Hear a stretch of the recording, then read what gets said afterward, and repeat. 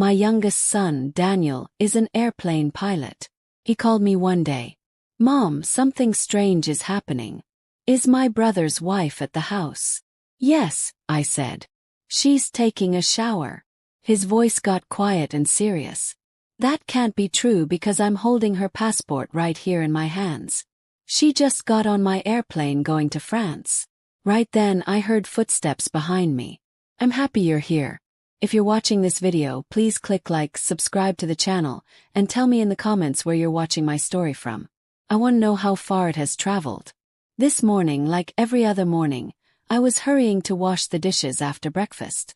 Stephen, my oldest son, had left for work early, so the house was quiet. My grandson Matthew, that smart 7-year-old little troublemaker, had already been picked up by the school bus. And Sarah, my daughter-in-law who is married to Stephen, had just gone upstairs. Her quiet voice called to me. Mom, I'm going to take a quick shower, okay? I smiled and nodded.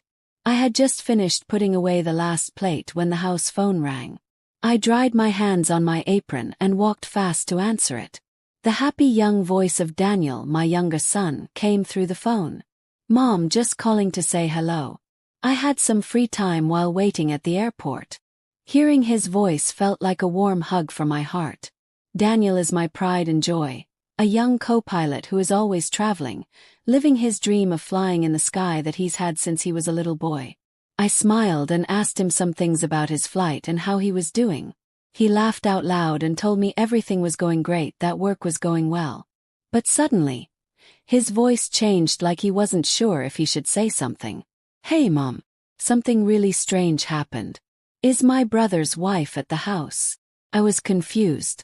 I looked toward the stairs where I could still hear the water running in the bathroom. Of course, son. Sarah is taking a shower upstairs, I answered, very sure of myself. Sarah had talked to me less than 10 minutes ago, and she was wearing that white shirt she always wears around the house. How could I be wrong? But on the other end of the phone, Daniel was quiet for a long time. So long that I could hear him breathing. Then his voice became very serious, full of shock. Mom, that can't be true because I have her passport right here in my hand. She just got on my airplane going to France. I started to laugh, thinking he must have been wrong. Oh son, you must have seen the wrong person. I just saw Sarah. She even told me she was going to take a shower. I tried to explain calmly to make him feel better, but he didn't laugh. He didn't answer like he usually does. He told me, his voice slow, like he was trying to figure out the story in his head, that after all the passengers had gotten on the plane, he ran out to get some papers he had forgotten. And by accident, he found a passport lying near the gate where people get on the plane. At first, he thought about giving it to the airport workers, but when he opened it to see whose it was, he froze. The photo was of Sarah. Her name was there, clear as day. There was no way to be wrong. My heart started to beat faster, but I tried to stay calm. Are you sure, Daniel? That passport could belong to someone else, I said, even though a feeling of worry had already started. Daniel took a deep breath, and his voice was now a mix of confusion and certainty. Mom, I just went down to the passenger seats to check. It's her. She's sitting in first class next to a man who looks very rich and fancy. They were talking very close to each other, like they were a couple. Daniel's words felt like being stabbed. I stood frozen, holding the phone, my head spinning. Like they were a couple. Impossible. I had just heard Sarah's voice from upstairs. I had just seen her in person in this very house. But right at that moment, the sound of the water in the bathroom stopped. The bedroom door opened and Sarah's voice came down the stairs, soft but loud enough to make me jump. Mom, who's on the phone? Panic. My heart was beating so hard I felt like it was going to jump out of my chest. Oh, just a friend of mine, I answered quickly, my voice shaking, and I rushed into the living room to avoid Sarah's look as she peeked her head from the stairs, her hair still dripping wet. I closed the door and whispered into the phone, trying to hide how nervous I was. Daniel, I just heard Sarah is here. She just took a shower. Are you sure you weren't wrong? On the other end, Daniel was quiet again. And then his voice became harder. Mom, that can't be true. I have her right in front of me on this airplane. I'm looking right at her. I couldn't speak, my mind blank. I hung up the phone, my hands shaking so much I almost dropped it. The living room suddenly felt like I couldn't breathe, even though the sun was shining brightly outside. I fell onto the couch, trying to take a deep breath, but my chest felt tight with a question that had no answer. If Sarah was here, who was the woman on Daniel's airplane? And if the one on the airplane was Sarah, who was the person in my house? A few minutes later, Sarah came down to the kitchen. She was wearing a clean light blue dress, her hair still wet, and she smiled with the same sweetness as always. "Mom, I'm going to the store early today. Do you want me to bring back any vegetables or anything?" Her voice was kind and familiar, like nothing strange was happening. I looked at her, trying to force a smile, but inside I felt like I was carrying heavy stones. "Yes, honey. Please bring some tomatoes," I replied, my throat dry. Sarah nodded, picked up her basket made of straw, and left the house. Her shape disappeared behind the gate. I stood there watching her go, a storm inside my heart. I didn't believe Daniel was lying to me. My son had no reason to make up a story like that. He has always been an honest young man, very caring and loving with his family. But Sarah, the daughter-in-law I've lived with for so many years, was also in front of me in person, no mistake. I asked myself, is there something I've missed? Is there a secret in this house that I, an old woman, have never noticed? I sat quietly in the living room as the noon light came through the curtains, making thin lines of light on the tile floor. The old chair where I always sit to knit or read stories to Matthew now seemed heavier too. Daniel's call kept repeating in my head. Each of his words was like a hammer hitting my heart. I looked around the room where the family photos hung. Stephen and Sarah on their wedding day. Baby Matthew and Daniel's bright smile when he first put on his pilot uniform. All those memories now seemed covered by fog, blurry and full of doubt. I'm Stella Miller, a 65-year-old widow living in a quiet middle-class neighborhood in Chicago. My husband, Robert, died 10 years ago, leaving me with the two sons I love more than my own life. Stephen, the older one, is a hard-working architect, always busy with his drawings and projects. And Daniel, the younger one, is my pride for making his dream of being a pilot come true. My life is all about Stephen's small family. My daughter-in-law Sarah, my grandson Matthew, and the quiet days in this house. Sarah, my daughter-in-law, was always the perfect example in my eyes. She was pretty and hard-working, always perfect from the way she dressed to how she took care of Matthew. I still remember their wedding day, a big party held in the backyard of her parents' house. Even though Sarah's family wasn't rich, they did their best to make everything perfect. Sarah entered my home with a confident smile, a bright look, like she were born to be a wonderful wife and mother. I thought how lucky I was to have a daughter-in-law like her. After Sarah left for the store, I sat there without thinking, gripping the edge of the tablecloth. Daniel's call made me think about small details that had seemed normal before. There were days when Sarah would leave the house saying she was going to the store or to see a friend. But when she came back, she seemed like a different person. One day she was all sweetness, hugging Matthew and singing him to sleep. But other days she was in a bad mood and would yell at me just because I forgot to put the salt shaker in its place. I used to think it was just the mood changes of a young woman. But now I wasn't so sure. My heart was in a knot, like someone was mixing up all the memories I loved so much. I remember once a few months ago, Sarah picked up a pen to write the grocery list with her right hand. Her handwriting was very neat and careful, but the next day I saw her use her left hand, and she wrote more messy, like she wasn't used to it. I asked her, "Since when do you write with your other hand, honey?" She laughed and answered quickly, "Oh, I'm just practicing for fun, Mom." I nodded, not thinking much about it. But now that detail had become a sharp piece in my mind. I was lost in my thoughts when I heard the door open. Matthew came running in, his backpack bouncing on his back. He hugged me tightly, saying in his little bird voice, "Grandma, the teacher said nice things about me today because my drawing was so good." I rubbed his head, trying to smile, but I still felt a heavy weight in my chest.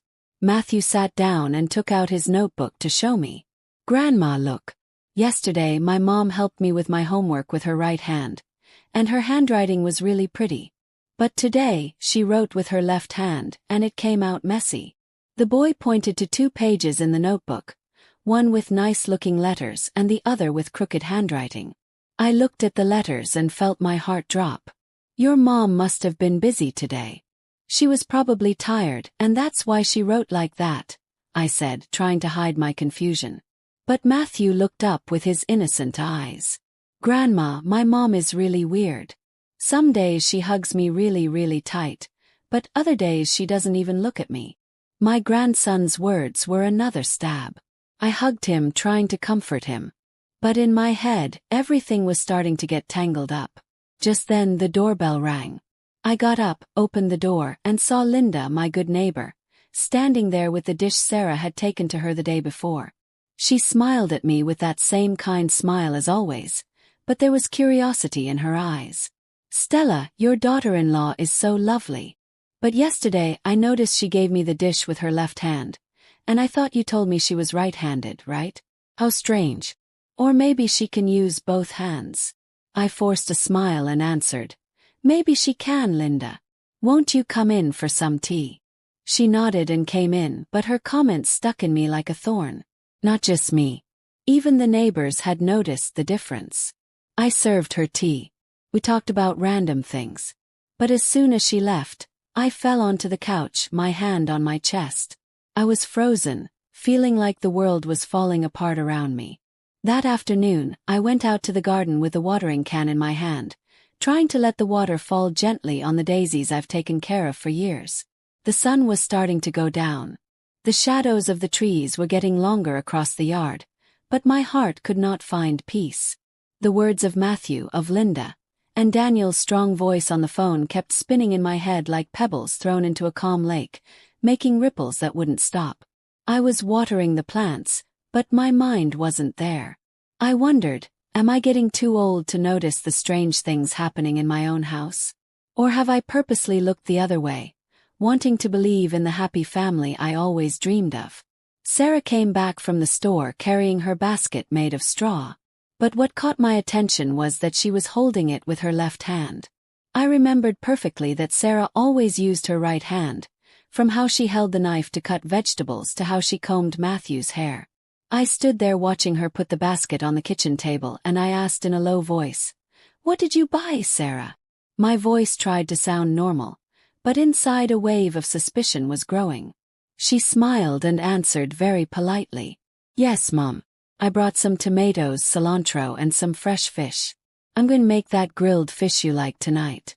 Does that sound good?" Her voice was soft as always, but I couldn't help but notice her hands. The left one, not the right. I nodded and turned away, pretending to clean the table, but my heart was pounding. Was I imagining things, or were these little details trying to tell me something? At dinner time, the whole family sat at the table. Stephen was tired after a long day at work, but he still smiled at Matthew and asked him how school was. Sarah ate slowly and carefully, and even turned to Stephen to remind him, "Honey, next week is Matthew's parent-teacher meeting, so make sure to save the date, okay?" I looked at her, trying to find the daughter-in-law I was so proud of. But in my head, Daniel's voice kept repeating, "She's sitting in first class next to a man." I bit my lip trying to swallow my worry, but it felt like a stone stuck in my throat. Just 3 days later, everything was different. Matthew dropped a glass of water during dinner, and the water splashed all over the tablecloth. I quickly grabbed a cloth to clean it up, laughing. "It's okay, sweetie. Just be more careful." But Sarah, sitting across from him, suddenly frowned and said in a sharp voice, "Matthew, why are you so clumsy? Be more careful." I was shocked, looking at Stephen. He also frowned and said in a low voice, "Sarah, it was an accident, that's all." She turned with a flash of anger in her eyes. "You always take his side, and I'm left looking like the bad guy in this house." The feeling at the table became heavy. Matthew lowered his head, his eyes full of tears. I hugged him, feeling a deep pain. Just a few days ago, Sarah had been sweetly reminding him about school, and now she seemed like a completely different person. I sat next to him, watching quietly, trying to put things together in my head. Today she was grumpy. The other day she was a sweetheart. Today she used her left hand. The other day her right hand. These small differences, one by one, were piling up in my mind like pieces of a puzzle I couldn't see completely yet. I told myself I had to calm down. But every time I looked at Sarah, I saw a stranger, like she wasn't the daughter-in-law I had lived with for so many years. A few days later I took Matthew to school. He held my hand as we walked down the familiar stone street. Suddenly he stopped, looked at me and said in a sad voice, "Grandma, yesterday my mom taught me how to write, and she was very patient. Her handwriting was really pretty, but today, she didn't even want to look at my homework. She told me to do it myself." I knelt down to look into his clear little eyes, and I felt my heart break. "Your mom was busy, honey. Don't be sad," I said. But my voice was shaking. Matthew nodded, but his look was still full of disappointment. I hugged him, feeling like I couldn't help. "You're only 7 years old. How could you understand something that even I couldn't figure out?" That night we sat down to dinner again. Suddenly, Sarah took a small notebook out of her purse and started writing something with her left hand. Stephen, who was serving himself food, suddenly laughed. "Hey, since when do you write with your left hand? You look really weird." Sarah stopped short, with a forced smile on her lips. "Oh, I'm just trying it out, honey." She quickly put the notebook back in her purse, but I noticed a flash of panic in her eyes. Stephen shook his head and said nothing more, but I knew he had noticed something strange too. I sat there holding my spoon, trying to keep a normal face, but inside the doubts were growing like a slow fire. One morning, I took the empty spice jar and crossed the familiar stone street to go to Linda's house. Sarah had borrowed it a few weeks ago, saying it was to make the pot roast that Stephen loves so much. I knocked on the door and Linda opened it with her usual kind smile. "Stella, come on in. Let me make you some coffee," she said, still with a cloth in her hand. I gave her the jar, planning to thank her and leave, but she pulled me to sit in a wooden chair in her kitchen. The feeling was warm, smelling of roasted coffee, but I couldn't relax. Linda looked at me, her eyes full of doubt, and lowered her voice. "Stella, don't get mad at what I'm about to say. Has your daughter-in-law had a change in personality? One day she greets me so happily, even asks about my kids, but yesterday she walked by here. I waved at her and she completely ignored me like she didn't know me." Linda's words were another stone in the troubled lake of my heart. I forced a smile and answered, "She must have been in a hurry, Linda. You know how young people are these days." But inside I was a mess. I knew Linda wasn't just talking to talk. She's a very caring person who always pays attention to details. If even she noticed how strange Sarah was, then my suspicions were no longer just my imagination. I stayed a little longer, sipped the now cold coffee, and said goodbye to leave with a heavy heart. On my way back, I walked by David's bakery, where I always buy donuts for Matthew. David was helping customers, and when he saw me, he smiled. "Mrs. Stella, what are we getting for the champ today?" I asked for some donuts, and suddenly he asked, "You're Stephen's mom, right? His wife came in the other day, so nice. She even told me how delicious my bread was. But this morning she came again with a real frown on her face. She bought the bread, didn't even say thank you, and left right away." I stood frozen, holding the handle of my bag. "She must have been tired, David," I replied, my voice shaking. I thanked him quickly and left. David's words were another knife cutting deeper into the doubts that were growing inside me. When I got home, I made myself some tea and sat on the porch. The wind was blowing gently, bringing the smell of the daisies from the garden. I looked toward the street that leads to the store, the way Sarah always went. Suddenly, I saw her coming back carrying her grocery bag, but she greeted me with a flat voice.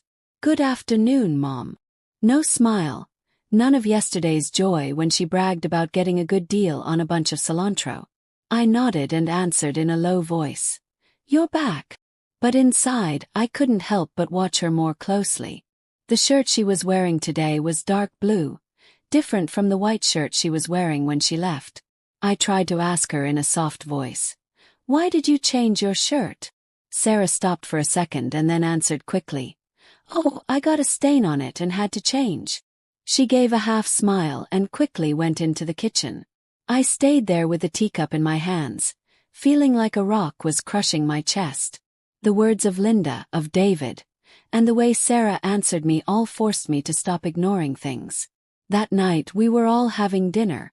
Matthew was talking about school with his cheerful little voice, but I noticed that Sarah only nodded without talking back to him like other times. When Stephen asked him, "Are you done eating so your mom can clear the plates?" Matthew suddenly turned to me and said innocently, "Grandma, my mom didn't sing me to sleep tonight. Yesterday she did sing me the old song you always sing to me, and it sounded so pretty." I looked at Sarah, who was serving herself food without reacting. But Matthew's words were like a pin prick in my heart. That lullaby, "You Are My Sunshine," that I used to sing to Stephen and Daniel. Only Sarah and I knew it in this house. So why did she sing it yesterday and not today? Why did she change so quickly? I got up to clear the plates, but my mind was no longer there. I remembered the time Sarah left the house saying she was going to see a friend, but came back with a strange look in her eyes. One day she brought a bunch of fresh flowers, saying a friend had given them to her. But another day she got angry when I asked, "Where did you go today that you got back so late?" I used to think they were unimportant things, but now they seemed like pieces of a much bigger secret. I didn't want to believe that Sarah was hiding something from me, but every word, every movement of hers made me doubt. That night, after cleaning the kitchen, I sat at the dining room table and took an old notebook out of a drawer. My hand was shaking as I wrote the first line. 3 o'clock in the afternoon, Sarah leaves for the store, comes back at 6 o'clock, wearing a blue shirt, grumpy attitude. I didn't know what I was doing, but I knew I couldn't keep pretending that nothing was wrong. Kept writing. Yesterday she sang Matthew to sleep tender. Today, cold, didn't sing to him. Each word was a heavy stroke, like I were carving my suspicions into reality. My old notebook was now filled with notes about Sarah. Each letter was a piece of my doubt, like I were painting a picture I didn't dare to look at. I sat in the kitchen looking at the notebook with a heavy heart. I couldn't keep all these thoughts to myself anymore. They were like waves rising and falling, leaving me alone in my confusion. I needed someone to talk to, someone who would understand me, who wouldn't judge me, who wouldn't jump to conclusions. I immediately thought of Linda, my best friend, the one who has been with me since we were young, when we used to sit and knit under a tree and tell each other about our lives. I picked up the phone, my voice shaking. "Linda, are you free this afternoon? Let's go to the corner coffee shop. I need to talk." Linda said yes right away, her voice as warm as ever. "Stella, I knew something was wrong. Wait for me. I'm on my way." I felt a little relief, but the worry was still weighing on me. I put on my old shawl and left the house heading for the small corner coffee shop where Linda and I have shared so many happy and sad times. The place was still the same with its dark wooden tables and that delicious smell of freshly roasted coffee. I chose a table in a corner, where the light was dim so no one would hear our conversation. I sat there hugging the hot coffee cup but with a frozen heart. I wondered, how am I going to tell her all these suspicions? How am I going to dare to admit that I'm doubting my own daughter-in-law? Linda arrived wearing a light sweater and carrying a bag of fresh vegetables. She sat down, looked me straight in the eye with that sharp but loving look. "Stella, just by looking at your face, I know something serious is wrong. Come on, tell me. What's got you so down?" I took a deep breath, trying not to let my voice break, but every word got stuck in my throat. I told her everything briefly. The call from the airport, Sarah's passport, the woman who looked exactly like her on the plane, and all the little details I had written down, from how she switched hands to write to her mood changes from day to night. I took the notebook out of my bag and gave it to her.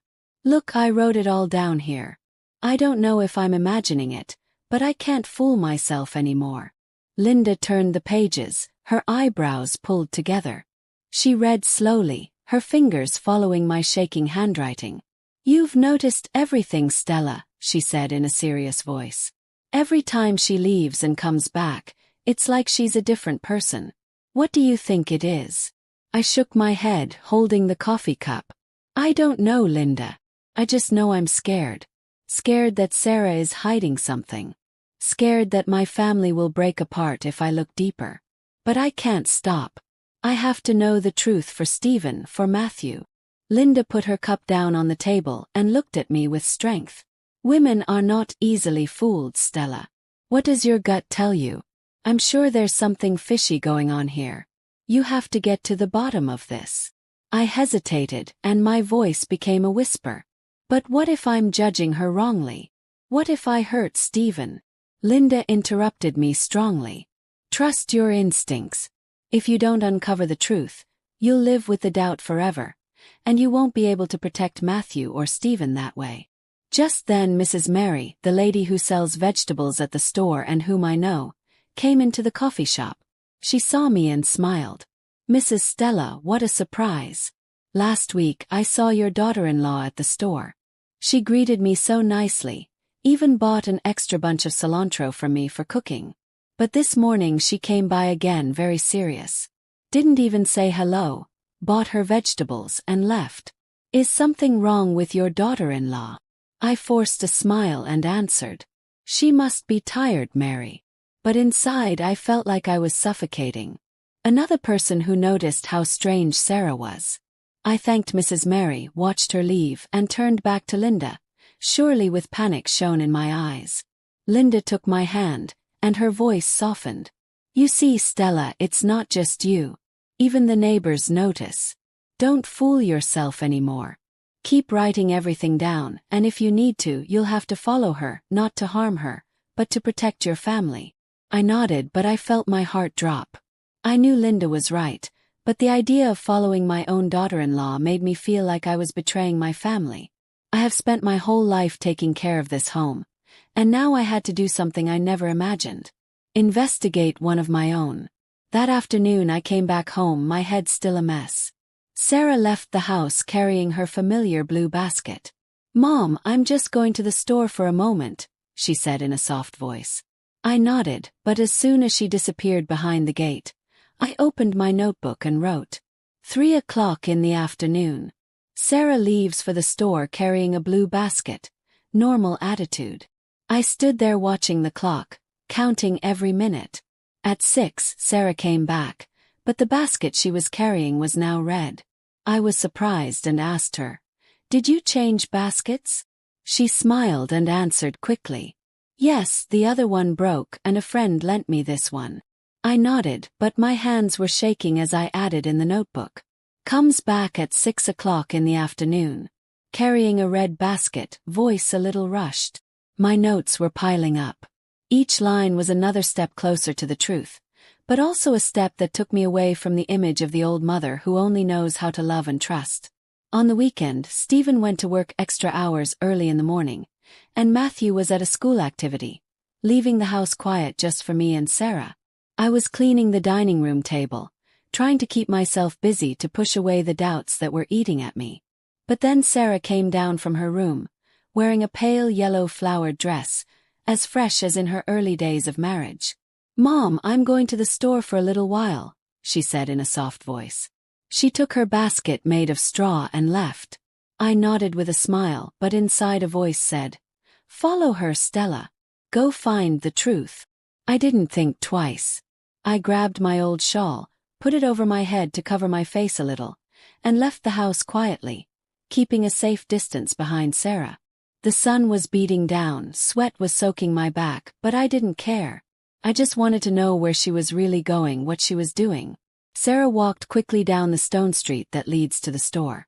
But suddenly, instead of turning right as usual, she turned left into an alley behind an area with factories. The houses were old, packed together with peeling walls and rusty metal roofs. I slowed down, my heart pounding really fast, trying to hide behind some bicycles parked on the sidewalk. Sarah didn't look back. She kept walking, went into an even narrower alley where the sunlight barely reached. I hid behind a car repair shop where a man was very focused on tightening bolts. I saw Sarah stop in front of an old wooden door, knock softly, and then go inside and disappear. I stood there, my breath fast and my head spinning. What was my daughter-in-law doing there? This wasn't the store or the house of any of the friends she had mentioned. I wanted to walk over there, knock on the door, ask her directly, but my feet seemed glued to the ground. I was afraid of the truth, afraid that what I was about to discover would break everything. In the end, I turned around and went back home full of questions, each step heavier than the last. As soon as I pushed open the gate of the house, I froze. Sarah was standing in the kitchen, cutting vegetables, wearing a white shirt, completely different from the flowered dress she had left in. She had a frown on her face, and she looked at me with cold, sharp eyes. "Where did you go, Mom, that you're just getting back?" I stood frozen, my mouth dry, unable to say a word. Just a few minutes ago, I had seen her go into that alley wearing a yellow dress. How could she have come back so quickly? And this shirt? I stammered. "I just went for a walk." Sarah nodded without saying anything more, but her look gave me a chill. I went up to my room pretending I was going to look for something, but really it was to escape that look, to calm my heart that was racing in my chest. That night, I was sitting knitting when Matthew came running into my room. His cheeks red from playing in the yard. He hugged my legs, crying, "Oh, Grandma, my mom yelled at me today just because I dropped a pencil. Not like yesterday. Yesterday she was really nice. She even hugged me." I took Matthew in my arms, rubbed his head, but inside I felt like I was burning. "Your mom was tired, sweetie. Don't be sad," I said, but my voice was shaking. Matthew hid his face in my shoulder and whispered, "Oh, Grandma, I want yesterday's mom." I hugged him tighter, tears about to spill from my eyes. My grandson's words were like a knife carving the suspicions I was trying to push down even deeper. I couldn't sleep that night. I lay in bed, my eyes wide open, staring at the ceiling. The pictures repeated over and over in my head. Sarah in the flowered dress going into the alley. Sarah in the white shirt standing in the kitchen. And Daniel's voice. "She's on my airplane." I took the notebook out of the drawer and wrote a sentence that I myself didn't dare to believe. "Maybe they are not the same person." That sentence felt like a curse and made me shake. The next morning I decided to go back to that alley. I couldn't bear the doubt any longer. I took the family photo that hangs in the living room, the one where Sarah is smiling brightly next to Stephen and Matthew. I held it tight and left the house, determined but scared to death. The alley was the same as yesterday, quiet and gloomy. I stopped by a corn on the cob stand where a middle-aged woman was fanning the coals. I showed her the photo and asked her, "Excuse me, have you seen this young woman around here?" The woman looked at it closely and then pointed. "Oh yes, of course. She goes in and out of the house at number 14, that one over there, all the time." I thanked her, my heart pounding in my throat, and walked straight to that house. House number 14 appeared before me with stained walls, a peeling wooden door, and a pot with a dead daisy in the window frame. I stood there, my hands shaking, feeling like the whole world was holding its breath with me. I knocked on the door, and each knock sounded like a hammer hitting my chest. The door opened and I couldn't speak. In front of me was a woman who looked exactly like Sarah, from her face, her body to her long black hair. The only difference was her frightened eyes and her shaking hands as she held a rag. I stammered, my voice breaking. "Sarah!" The girl started to hold the rag tightly and tried to slam the door shut. But just then, another voice was heard from inside. Soft but strong voice. "Isabella, don't hide anymore. You also know this is wrong." I looked up and saw a young woman come out of a corner of the room, standing right behind the woman who looked exactly like Sarah. She was thin with her hair pulled back and she had a smart but kind look. She looked at me and smiled slightly. "Let me introduce myself. I'm Lucy Valera, Isabella's roommate. Mrs. Stella, please come in. It's time for you to know the truth." I took a deep breath, trying to keep my legs from shaking, and went into that small, cramped metal house. The walls were stained. The concrete floor was cracked and a faint smell of cleaning liquid hung in the air. In a corner, an elderly man was coughing weakly, lying on an old cot covered with a worn-out blanket. I felt like the space was crushing me, but I still walked and sat in the wooden chair that Lucy pointed to. The woman who looked exactly like Sarah lowered her face, and her voice was barely a whisper. "Forgive me. I'm not Sarah. My name is Isabella." I looked at her, my mind a whirlwind, unable to say anything. Isabella. The name was strange, but the face was all too familiar. I held my hands together tightly, trying to keep my voice steady. "You need to explain to me why you look so much like my daughter-in-law, and why you show up at my house." Isabella looked up, her eyes full of guilt, but she didn't answer right away. Instead, Lucy sat next to her, poured a glass of water from an old plastic pitcher, and began to speak. "Isabella is very poor, Mrs. Stella," Lucy said in a calm, clear voice. "Her adoptive parents are very sick, especially the man lying over there. A few years ago, Isabella met Sarah by accident at a store. They looked like two peas in a pod, and Sarah took advantage of that. She suggested that Isabella pretend to be her to replace her for a few hours whenever she needed. Isabella didn't want to, but Sarah paid her very well, and her family needed the money for medicine." I looked at Isabella and saw that her head was bowed, holding the rag so tightly that her knuckles turned white. I pushed her, my voice full of disbelief. "Replace her for what? Why would Sarah need someone to pretend to be her?" Isabella looked up, her voice shaking. "I don't know everything, ma'am. She just told me, you just stay in the house for a few hours, do some things like go to the store, take care of the boy, and that's it. She gave me money, a lot of money, enough to buy my parents' medicine. I didn't dare to ask for more." She lowered her head, and tears began to roll down her cheeks. I looked at her, feeling my chest tighten. Every strange detail of the past few months suddenly made sense. The change of hand for writing, the sometimes sweet and sometimes sour personality, the sometimes sweet and sometimes cold voice. It all fit now like the last pieces of a puzzle I had refused to see. Lucy continued with a sharper look. "I don't know if this helps, but once I saw Sarah with a very fancy man. His name is Victor Quinn. I heard the name when they were talking in a coffee shop. They were calling each other my love. Very loving. At that time, Isabella was waiting outside in the car, not understanding anything. The name Victor Quinn was like a knife in my heart. I remembered Daniel's words. She's sitting in first class next to a rich man. The small room seemed to spin around me. I tried to stay calm, but my hands were shaking so much that I knocked over the glass of water. Lucy hurried to clean it up, but I just shook my head. My voice choked. Sarah, is she cheating on my family?" Isabella broke down crying. Her voice choked. "Forgive me, ma'am. I didn't want to hurt anyone.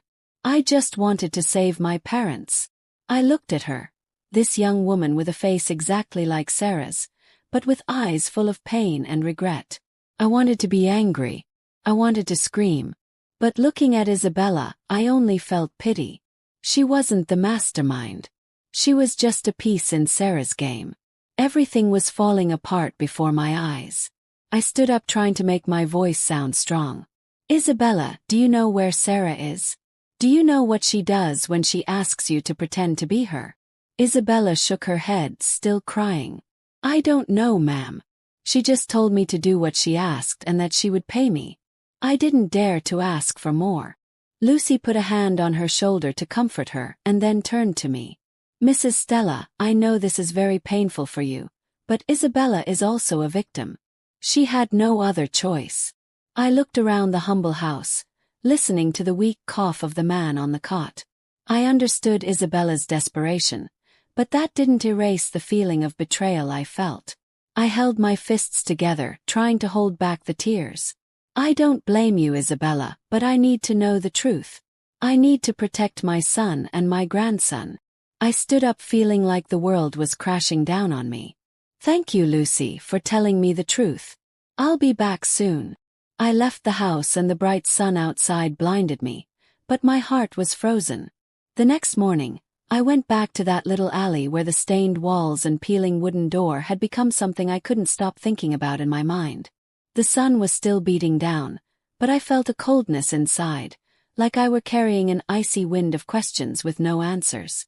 I knocked on the door of number 14, holding the family photo like it were a good luck charm to give me the courage to face the truth. This time, Isabella didn't seem so scared. She opened the door with a still shy but calmer look and invited me in. "Mrs. Stella, I was waiting for you. Please come in." The house was still small with that smell of cleaning liquid and the weak cough of the man on the cot. I sat in the old wooden chair and looked at Isabella. She was wearing a simple shirt, her hair loosely pulled back. She looked tired but no longer frightened. I took a deep breath and said in a low voice, "Isabella, I want to meet your adoptive mother. I need to understand all of this better." Isabella nodded and took me to a corner of the room where a very thin woman with completely white hair was lying in bed, her cloudy eyes staring at the ceiling. It was Mrs. Felicity Morris, Isabella's adoptive mother. I took her thin hand and introduced myself. "I'm Stella Miller, Stephen's mother, Sarah's husband." Mrs. Felicity looked at me, breathing with difficulty, and said in a weak voice, "Isabella, she's not my biological daughter. She's a child I adopted when she was a newborn." Her words were like a hammer hitting my head. I stood frozen, my heart pounding, but I tried to make my voice sound calm. "Tell me, please, how did it all happen?" The lady coughed, and then slowly she began to tell me a story I was not ready for. "Many years ago, I was a nurse in a small hospital in a village," she began, her voice shaking. "A very poor family had twin girls. They were so poor they couldn't keep both. The mother was crying, saying she could only keep one. The other they were going to leave behind. My heart broke. I couldn't let them leave behind that baby. So I adopted her. That's Isabella." She paused to cough for a long time and then looked at Isabella with great love. "I raised her as if she were my own, but I know she has always wanted to find her real parents. I have nothing to give her other than my love and this house." I sat there gripping the edge of the chair, my head spinning. "Do you know who Isabella's biological parents are?" I asked, my voice shaking. Mrs. Felicity shook her head. "I only know that they were a poor family from a nearby village. I didn't ask much. I just wanted to save the girl." I looked at Isabella and saw her with her head bowed with tears rolling down her face. "Mrs. Stella, I don't know anything about my biological parents," she said, her voice choked. "But when I met Sarah I thought maybe she knew something. She looked so much like me, but she never told me anything about that. I felt like I couldn't breathe. I asked Mrs. Felicity to let me see her old papers, hoping to find some clue. She pointed to an old wooden closet. Isabella took out a yellowish paper envelope and gave it to me. Inside was a copy of some hospital papers with Isabella's date of birth. I read them quickly and felt my heart stop. Isabella's date of birth was exactly the same as Sarah's, the one I had seen on her papers when she married Stephen. I grabbed the documents with shaking hands and looked at Isabella. You and Sarah, could you be twin sisters?" said, my voice lost. Isabella burst into tears, covering her face. "So Sarah is my sister. Why didn't she tell me anything? Why did she make me do all that?" I looked at her with a broken heart. I remembered the days when Sarah came to my house, bright and confident, like she were born to be the perfect wife and mother. I had loved her. I had believed she would bring happiness to Stephen. But now I knew that not only had she tricked my family, but she had also taken advantage of her own sister, using her as her double to hide secrets I didn't even dare to imagine. I stood up, put my hand on Isabella's shoulder, and my voice, though strong, could not hide the pain. "Isabella, from today on, I'm not going to let anyone else take advantage of you. I'm going to help your parents with their sickness, but in return you have to work with me. I need to bring this truth out in the open for Stephen, for Matthew." Isabella nodded, still crying. "I'll help you. I don't want to live in this lie anymore." I looked at her and saw honesty in her eyes, and for the first time I felt a ray of hope in the middle of the storm. I left the house, walked through the alley, my heart in trouble. I walked by the busy store where people were buying and laughing, but in my mind, Mrs. Felicity's words repeated like bells. "Two twins, one left behind, the other raised," And now their lives had crossed in my own family. I came back home with my heart in a mess like a field after a storm. The truth about Sarah and Isabella, the secret of the twins, was a rock that was crushing my chest. I was at a crossroads for which I was not ready, to confront my daughter-in-law, the woman who had tricked us all, and reveal the truth to Stephen and Matthew. That night I called Daniel. My voice was strong, though my heart was shaking. Daniel, tomorrow night you have to come to the house. There are some things I need you to make clear. Daniel was surprised. I could hear the concern in his voice. Mom, did something serious happen? I said shortly. You just come, son. Need you. And if you can, bring Sarah's passport with the entry stamps. He didn't ask any more questions. I said, Yes, Mom. I'll be there. I hung up and sat down, feeling like the whole world was crashing down on me. I knew that tomorrow night would be one that no one in this family would ever forget. The next day, I got up early and prepared a big family dinner. I put a white tablecloth on the table. I lit some candles. I cooked the pot roast that Stephen loves so much and the grilled fish that Matthew always asks for. I wanted this dinner to be special, not to celebrate, but to mark a before and after. I was in the kitchen cutting vegetables, but my mind was somewhere else, between that gloomy alley and Isabella's words. I told myself I had to be strong for Stephen, for Matthew. But every cut of the knife felt like a cut in my own heart. Stephen came home as it started to get dark, tired from work. Seeing the table set, he was surprised. And what are we celebrating now that you've made so much food, Mom? I smiled, trying to seem calm. I just wanted us all to have a nice dinner. Sit down, son. Sarah came in wearing her light blue dress, a soft smile, but with a hint of nervousness in her eyes. Matthew ran to hug my legs. Grandma, the fish smells so good. I rubbed his head, a lump in my throat. I knew that after tonight, Matthew's innocent smile might never be so carefree again. We sat down at the table, and at first the feeling was lively. Stephen talked about work. Matthew spoke excitedly about the drawing he made at school. Sarah nodded, commenting from time to time, but I noticed her hand shook slightly as she held her spoon. I took a deep breath and motioned to Daniel, who was waiting outside.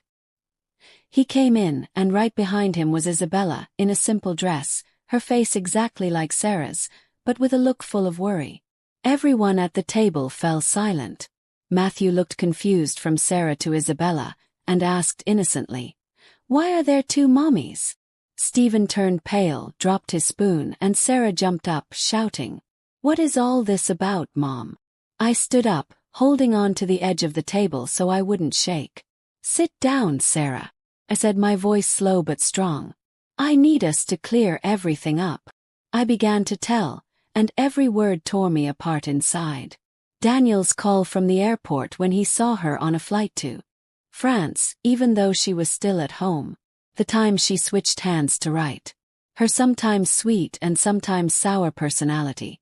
And finally, my visit to the alley where I met Isabella and discovered the secret of the twins. "You and Isabella are twin sisters," I said, looking her straight in the eyes. "You took advantage of your sister to hide the truth. Tell us, what is the truth?" Sarah shook, her face as white as paper. She screamed, trying to defend herself. "You're making everything up to embarrass me. How dare you?" But Daniel came over and slammed a stack of papers on the table. "This is a copy of the passport with the entry and exit stamp from France," he said in a harsh voice. "You can't be at home and fly to France at the same time." Sarah looked at the papers, her lips pressed together, unable to say anything. Matthew, sitting next to her, suddenly spoke with an innocent but pained voice. "It's true, Grandma. Some days my mommy is an angel and other days she's very mean. I don't like the mean mommy." My grandson's words were like being stabbed, and I had to hold back from crying. The air in the room felt so heavy it was hard to breathe.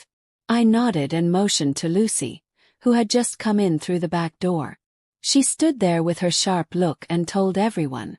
"I saw Sarah with Victor Quinn. They were calling each other my love, and she was the one who hired Isabella to pretend to be her and trick the family." Stephen turned to his wife, his voice choked. Is it true, Sarah? Tell me, is it true? Sarah bit her lips, quiet for a long moment, and then suddenly screamed, her voice full of anger. Yes, it's true. Have a boyfriend. I'm sick of this poor life. Sick of being the daughter-in-law in this house. Victor gives me a life 100 times better. And you, Stephen, you're useless. Her words were like a bomb that exploded in the room. Stephen stood frozen, holding his fists so tightly they turned white. Matthew burst into tears and ran to hug me, his voice shaking. Grandma, what did my mommy say? I hugged him tight and the tears rolled down my cheeks. I looked at Sarah with a broken heart. She was standing there with a cold look without a hint of feeling sorry. Stephen stood up, his voice shaking. Sarah, do you really think that? She turned away without answering. Isabella, who had been quiet on the side, suddenly spoke, her voice low but clear. Sister, you didn't have to hurt them like this. I just wanted to help you, but I didn't know you would go this far. Sarah glared at her, but said nothing. She just turned around and walked out. The door slammed shut, leaving the room in a painful silence. After that night of confrontation, the air in my house felt like it had been robbed of life. The living room, which used to be filled with Matthew's laughter and Stephen's conversations, was now in a suffocating silence. I had lived my whole life for my family. But now I felt like someone who had just survived a hurricane, standing in the middle of the broken pieces of the home I had cared for so much. Sarah left after screaming those bitter words, leaving Stephen with an empty look and Matthew with innocent tears. I knew everything had changed forever. A week later, Stephen and Sarah went to court for the divorce. I didn't go, but Stephen told me about it later. His voice flat, like he had lost his soul. Mom, she didn't look at me. Not at me. Not at Matthew. She signed the papers and left with that man like we had never existed. I sat next to him, took his hand, trying not to cry. Sarah didn't ask for custody of Matthew, like the child had only been part of a play she was tired of. My heart hurt, not only for Stephen, but for Matthew, a 7-year-old boy who didn't deserve to be left behind like that. Don't worry, my son, I said, my voice shaking. I will always be here, and Matthew will never lack for love. But inside, I knew this wound would take a long time to heal. Stephen fell apart. He became quiet, spoke little, just buried himself in his work, or sat watching Matthew play in the yard. I looked at my son and saw in his eyes the same sadness that Robert had in his last days when he knew he could no longer stay with us. I wanted to hug him, to tell him that everything would be okay, but I didn't know where to start. Luckily, Isabella appeared, quiet like a small light in the darkness. She came to the house every day, brought containers of hot food, sat down to play with Matthew, and wiped his tears when he asked, Auntie, where did my real mommy go? I looked at Isabella, saw that face exactly like Sarah's, but with a completely different heart. She was sweet, patient, and always found a way to make Matthew laugh. One afternoon, I saw Matthew run to hug Isabella with his cheerful little voice. Mommy Isabella, teach me how to draw a little bird. I was surprised, my heart squeezing. The boy was calling her mommy with a carefree smile I hadn't seen on him in a long time. Isabella laughed and rubbed his head. Of course, my love, but you have to draw it very beautifully for me to see. I stood there, tears rolling down my face. Matthew's innocent words were like medicine that calmed my pain. I knew that Isabella had not only replaced Sarah in those days of trickery, but she was becoming part of our family with her own honest heart. One night, while I was cleaning the kitchen, Stephen called me into the living room. He was standing there holding a small ring with shaking hands. His look was a mixture of nerves and determination. Isabella was by his side, her face red and her eyes shining. Stephen knelt down and his voice broke. Isabella, I don't want to waste any more time. You brought light to me and Matthew. Would you accept being my wife and Matthew's mother? Isabella burst into tears, looking at me like she was looking for my approval. I came closer to her, took her hand, and nodded gently. You deserve it, honey. You are already part of this family and have been for a long time. She hugged me. Her tears wet my shoulder. And I knew that was the moment my family began to heal. Stephen and Isabella's wedding was soon after. Something small but full of love. I was in the yard looking at the red roses tied to the fence, listening to Matthew's laughter as he wore his little suit, being his dad's little best man. Daniel flew back from a work trip and stood next to his brother with a smile as bright as the day he first put on his pilot uniform. I sat in the front row with tears rolling down my cheeks. They were not tears of loss, but of happiness. I looked at Isabella in her simple wedding dress holding Stephen's hand, and I knew my family had found an honest heart after having lost a fake one. Life after that slowly came back to calm. Isabella kept her simple life, taking care of Stephen and Matthew with all her love. She cooked hot meals, sang "You Are My Sunshine" to Matthew to put him to sleep, the same one I sang to my sons. Every night she sat next to Stephen, listening to him talk about his plans, his projects with a look full of pride. Matthew no longer asked about his other mother. He just snuggled with Isabella, calling her mom with a bright smile. I looked at my family and saw how the wounds were closing little by little. One late night I sat on the porch. The wind was blowing gently in the garden. Matthew's laughter could be heard from inside, mixed with Isabella's sweet voice. I peeked in and saw Stephen focused on his work while Isabella prepared him a cup of tea, placed it beside him, and gave him a soft kiss on the forehead. I smiled, feeling my heart finally at rest. I thought about the long road I had traveled, from the first doubts from Daniel's call, to that gloomy alley where I discovered the truth. The truth had been cruel, but as Robert used to say, "The truth will set you free, Stella." And so it was. The truth set us free. It brought us Isabella and it gave us a new beginning, much brighter and happier. The story you have just heard has had names and places changed to protect the identity of the people involved. We do not tell this to judge, but in the hope that someone will listen and stop to think. How many mothers are suffering in silence within their own homes? I truly wonder if you were in my place, what would you do? Would you choose to stay quiet to keep the peace? Or would you dare to face it all to take back your voice? I want to know your opinion because every story is like a candle that can light someone else's path. God always blesses, and I am sure that courage leads us to better days. Meanwhile, on the end screen I leave you with two of the most loved stories on the channel. I'm sure they will surprise you. Thank you for staying with me until this moment.